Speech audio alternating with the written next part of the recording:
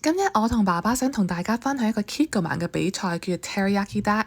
嚟參與呢個比賽呢，我同爸爸整咗個芋頭蒸排骨。我哋首先切細啲排骨，再用水清洗下佢，批個芋頭皮，再用水沖一沖，將啲芋頭切成條，再過轉喺個大兜度。啲排骨呢又洗乾淨啦，避乾水，再用張紙嚟印乾佢，過轉喺個大兜度，再沖洗下啲豆豉。又放埋一邊。今日我哋會用呢個 Kikkoman 嘅 Teriyaki Marinade and Sauce 嚟提升呢一碟餸嘅味道。呢個醬呢會加啲鹹得嚟鮮，仲有少少甜嘅味道添。再加蠔油，令到碟餸嘅味道更加濃郁同埋鮮甜。再加薑、蒜蓉、胡椒粉、雞粉同埋糖，撈勻佢。再加啲生粉，又再撈勻佢，加埋啲豆豉，又再撈一撈，淋一圈麻油，再放埋啲芋頭喺碟度，再加埋啲排骨，又喺過轉喺嘅蒸爐度啦，蒸佢20分鐘，位至到熟同埋腍為止呢，咁樣我哋又食得啦，唔使30分鐘啦，又整好啦。如果你哋都想參與嘅比賽嘅，你哋喺下邊標題睇下啦。用Teriyaki sauce整嘅排骨，